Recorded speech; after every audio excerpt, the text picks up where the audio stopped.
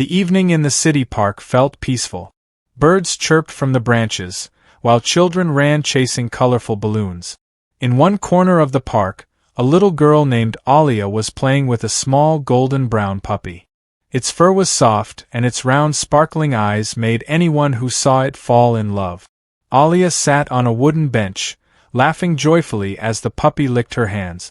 She did not notice that behind the crowd of the park, a pair of sharp eyes was watching her. A thin man in a worn-out jacket stood under a tree, staring at Alia and the puppy with a strange intensity. The man's name was Raka. His face was rough, his eyes cold, his movements cautious. 4 days he had lingered around the park, looking for something he could steal and sell for money. His nights were filled with hunger, and his pockets were always empty. When he saw the little puppy, an idea began to grow inside him. The park became crowded, but Raka's attention was fixed only on one thing. He waited for the right moment, the moment when Alia was distracted. Slowly, he stepped closer. Alia was unaware, her eyes bright as she threw a small ball and the puppy ran happily after it. But Raka did not know that this was not an ordinary park. Not far from the grassy field, a K9 police unit was patrolling. Trained dogs walked calmly beside their handlers, ready to sense anything unusual. Finally, Raka moved close enough. His breath was uneven, his hands trembling. All he thought about was the money he could get by selling the puppy. He glanced left and right, making sure no one noticed. At that moment, Alia threw the ball again into the bushes. The puppy ran after it, but when it came back, Raka was already there. With quick hands, he grabbed the puppy and stuffed it into his jacket. Alia turned, her eyes widening. Her voice caught in her throat. The world seemed to stop spinning as she saw her little friend disappear. At that very moment, one of the K9 dogs suddenly froze, sniffing the air in Raka's direction. Its handler turned, instantly aware of something strange. The calm evening turned tense. Alia's scream finally broke the silence, sharp and piercing. "Help, my puppy!" People turned their heads, but most were confused, not yet understanding what happened. Raka walked fast, pressing the little puppy tightly against his chest under the jacket. Alia ran after him, but her small legs could not keep up. Tears welled in her eyes, yet she did not stop. On the other side of the park, the K9 named Rex barked loudly. His handler, Officer Artie, reacted immediately. He knew Rex's signals well. That bark meant something suspicious. Artie looked quickly and saw Raka hurrying away. Without waiting, he commanded, "Rex track." Rex ran at full speed, nose following the fresh scent. People began to panic as the police dog rushed past them. Children stopped playing, their eyes wide. Raka looked back and froze when he saw the black dog chasing him. Panic rushed in. He quickened his steps, then broke into a run, shoving people aside. Alia watched from afar, her body trembling. She prayed in her heart, whispering the name of Allah, hoping her little friend would be saved. Raka dashed past small kiosks at the edge of the park. His breath was heavy, but greed fueled him. If he could escape, the puppy would bring good money. But Rex was closing in fast, barking louder and louder. Artie followed, focused and determined. He knew that if Raka tried to fight, Rex would not hesitate to strike. Inside the jacket, the puppy whimpered and struggled. The sound was heartbreaking, making bystanders start to shout, "Catch him, catch the thief." Raka found himself cornered between the kiosks and a tall iron fence. The exit was just ahead, but Rex's barks thundered closer, shaking his confidence. In panic, he snatched up a broken glass bottle from the ground, gripping it tightly. The park that once felt cheerful now stood frozen, everyone watching one man's desperate flight. Raka stopped, his back pressed against the cold iron fence. The glass bottle shook in his hand. His chest heaved as sweat streamed down his face. The puppy whimpered from inside the jacket, making his nerves unravel further. Rex closed in, his growls filling the air. Artie arrived, shouting, "Release the dog. You cannot escape." Raka raised the bottle high, his voice hoarse. "Stay away, or I will hurt anyone who comes close." The crowd gasped, fear silencing them. Children hid behind their parent. Alia stood trembling, her eyes red from crying, unable to move. Artie's voice was calm but firm. "Do not be stupid. If you hurt that puppy, your punishment will be worse. Surrender while you still can." Raka screamed back, "No, I cannot go back empty-handed." He squeezed the jacket tighter, making the puppy yelp. Rex barked louder, teeth bared, ready to leap. Raka's eyes darted left and right, his back pinned to the fence. He had nowhere left to run. The air grew heavy, every soul waiting for the clash. Raka's panic reached its peak. His knuckles whitened around the glass bottle. The puppy cried louder, desperate. Artie watched carefully. Each time Raka turned his head, his grip on the puppy weakened. That was the chance. With a hand signal, Artie unleashed Rex. In an instant, Rex leapt high, his body a blur. Raka swung the bottle, but his grip on the puppy slipped.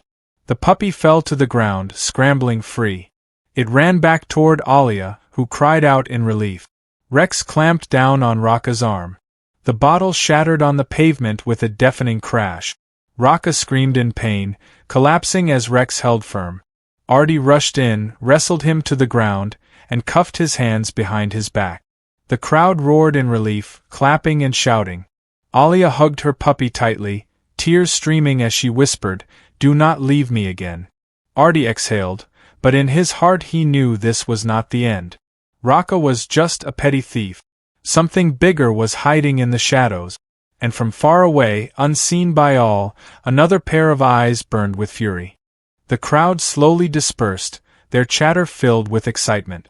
Artie led Raka in handcuffs, while Rex stayed close, watchful. Behind the trees, a man in a black suit lit a cigarette. His name was Surya, leader of an underground network that trafficked rare animals and stolen dogs. He was cold, ruthless, feared by all who served him. When he saw Raka captured, his jaw tightened. "That fool has ruined everything," he muttered. In a small safe house later that night, Surya sat with his henchmen. A woman with short hair reported, Raka was taken by the police K9 unit. Surya's eyes darkened. "Then we send a warning. I do not want police meddling in my business." Meanwhile, at the police station, Artie interrogated Raka. "Who ordered you?" Raka trembled, silent. Fear of Surya sealed his lip. The battle lines were forming. A child named Alia, without knowing it, had witnessed the first spark of a much larger war. The interrogation room was cold. Raka sweated heavily, shackled to the table. Rex lay on the floor, eyes unblinking. Artie leaned forward. "You are not acting alone. Tell me who is behind this." Raka whispered weakly, "I only needed money." Rex barked sharply, startling him. Artie's eyes narrowed. "Even this dog can sense your lies. Surya will not wait. If you stay silent, he will kill you first."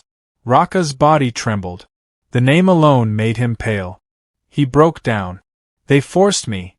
They said if I brought the puppy, I would get money." "Where?" demanded Artie. With tears falling, Raka whispered, "An old warehouse at the eastern dock. They keep many animals there. Surya runs it all." Artie nodded grimly. The truth was out.